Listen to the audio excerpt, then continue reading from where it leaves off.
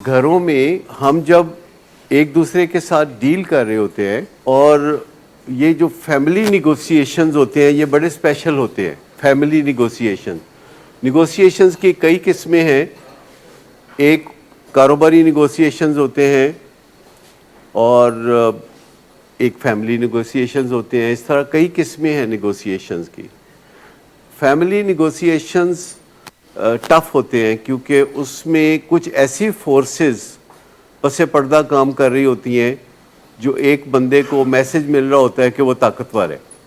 मिसाल के तौर पर एक बेटे को मैसेज मिल रहा होता है कि वो बहुत ताकतवर है क्योंकि वो औलाद होने के नाते बहुत ताकत रखता है।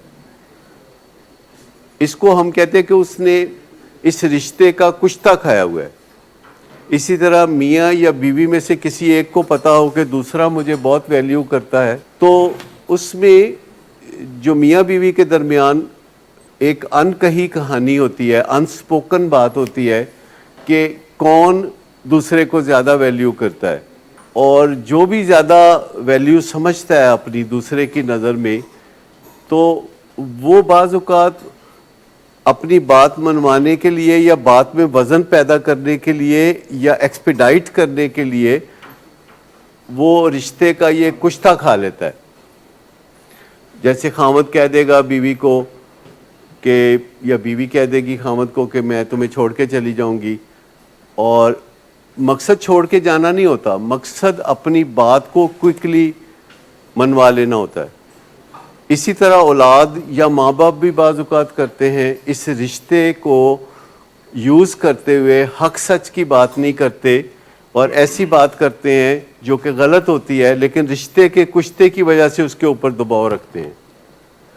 उन्हें पता होता है कि ये जो रिश्ता है मेरा इनके साथ, ये इनके नज़दीक बहुत वैल्यू रखता है।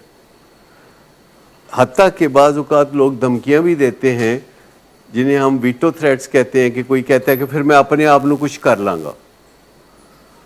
तो ये धमकी माँ बाप पे ही कारगर होती है ना, हमसायों पे तो नहीं कारगर होती। ये माँ बाप पे कारगर होगी धमकी कि फिर मैं अपने आप को कुछ कर लांगा, या फिर मैं करों ही चला जावांगा, फिर मैं अपनी रिस्क कटांगा, मैं यूनिवर्सिटी छोड़ दूंगा, खाना नहीं खाऊंगा, छोटी सी बात है, या मैं कमरे का दरवाज़ा अंदर से बंद कर लूँगा, बस फिर हम तुम सोचते रहो कि मैं की पे करना। यानी एंग्जाइटी पैदा करने का कोई भी तरीका है। एंग्जाइटी पैदा करने के लिए फ़कत कमरे में जाके कोई दरवाज़ा अंदर से बंद कर ले तो घर वालों को बहुत ज़्यादा एंग्जाइटी हो जाती है, और घर वाले बाज़ औक़ात बहुत मुश्किल में फंसे होते हैं। एक फादर मुझे बता रहे थे कि जब मैं शाम को घर आया तो जिस बेटी का मसला है वो अपनी माँ के साथ बहुत अच्छे तरीके से बातें कर रही थी। मैंने कहा फिर? कहते हैं कि जब मैं बाहर निकलने लगा तो उसने अपनी माँ को कहा कि अब्बू को कहें कि वापसी पे मलाई टिक्का लेते आए, क्योंकि बाप से वो नाराज़ थी लेकिन माँ से वो अच्छे तरीके से बातें कर रही थी, और उसने खुसर पुसर की कि अब्बू बाहर जा रहे हैं तो इनको कहें कि मलाई टिक्का ले आएँ।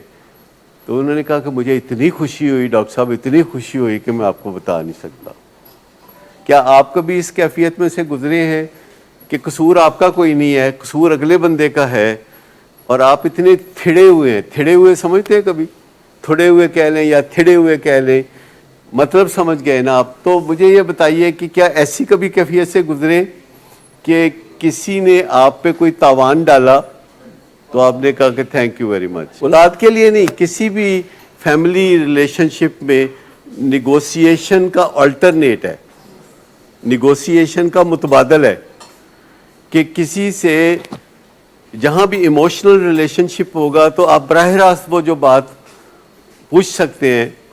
प्रॉब्लम जो है, हमें आप जब बातचीत हम आपसे कर रहे होते हैं तो कुछ सर्टन प्रिंसिपल हैं जिनको हम प्रिंसिपल्स ऑफ ट्रीटमेंट कहते हैं। अगर आप प्रिंसिपल्स ऑफ ट्रीटमेंट को जान लें, यानी पेरेंट्स और पेशेंट्स, तो मसला आसानी से हल हो जाएगा कि जो गेम है दोनों पार्टियां उसके रूल्स को समझ गई हैं। गेम है, देखें ना, हर चीज़ एक गेम है ना। यानी recovery from addiction is a game, हम इसको ऐसे लेते हैं। ताकि चीज़ों को मज़ेदार परसीव किया जा सके।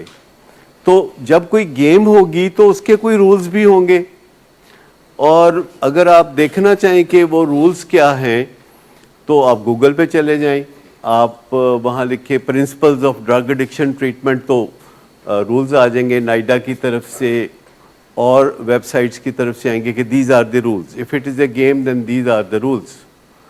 और पेरेंट्स के लिए भी फिर रूल्स हैं, फिर पेशेंट्स के लिए भी रूल्स हैं, फिर दोस्तों के लिए भी रूल्स हैं कि आप किसी के ट्रीटमेंट को जेपरडाइज नहीं कर सकते। आप किसी डायबिटिक को ऑफ़र नहीं कर सकते कि मिठाई खा लो, लेकिन आपने लोगों को देखा होगा कि लोग मिठाई और मैंगोज़ और इस तरह की चीज़ें ऑफ़र करते हैं और फिर ज़िद करते हैं कि ज़रूर खाओ, और साथ कहते हैं कि कुछ नहीं होता, डॉक्टर एमी कहते हैं। तो ये तो मुनासिब बात नहीं है। बहुत सारे लोग जो डाइटिंग कर रहे होते हैं, जब आपके घरों में खाना खाने आते हैं तो आप उनकी इस बात को काउंट नहीं करते कि वो डाइटिंग कर रहे हैं और उनको आप खाना पेश ना करें, आप खिला के छोड़ते हैं बिल इसरार।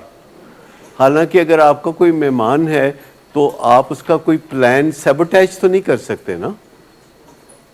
अगर आपका कोई मेहमान है तो आप तो उसकी खुशनुदी के लिए उसका कहाँ मानेंगे। अगर वो कहते हैं कि जी मैं डाइटिंग पे हूँ और स्वीट डिश नहीं खा सकता, और कहते हैं मैंने अपने हाथों से बनाई है, तो कहे इतने गोरे हाथ आपके, इतनी चिट्टी कलाइयाँ आपकी। तो मतलब वो जो चीज़ें हैं वो एक हिस्टोरिकल चीज़ें हैं ना, कि हम मोहब्बत का इजहार खाने पिलाने में समझते हैं।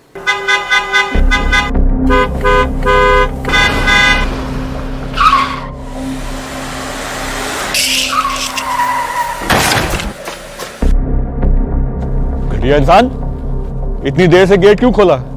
सोए हुए थे तुम क्या? सर मैंने तो मिनट भी बकवास ना करो तुम मेरे साथ। क्या कर रहे हैं आप? अब्बा जी घर पे हैं, नशे में गालियां दे रहे हैं। खुदारा होश में आए, क्या हो गया आपको? होश में कैसे आऊं? सारा किया धरा इन्हीं का तो है। शराब नोशी की वजह किरदार की खराबी नहीं, मूड की खराबी है। शराब नोशी कभी भी नशे की बीमारी में बदल सकती है। नशे की बीमारी हर स्टेज पर काबिले इलाज है। मदद हासिल कीजिए, क्योंकि वो ऐसा नहीं करेगा। विलिंग वेज से मदद हासिल कीजिए, कहीं से भी मदद हासिल कीजिए, लेकिन फौरी मदद हासिल कीजिए। जिस मुआवजे के इंतजार में आपने बहुत देर कर दी, अब वो दस्तक दे रहा है। मदद हासिल कीजिए, मदद हासिल कीजिए, मदद हासिल कीजिए।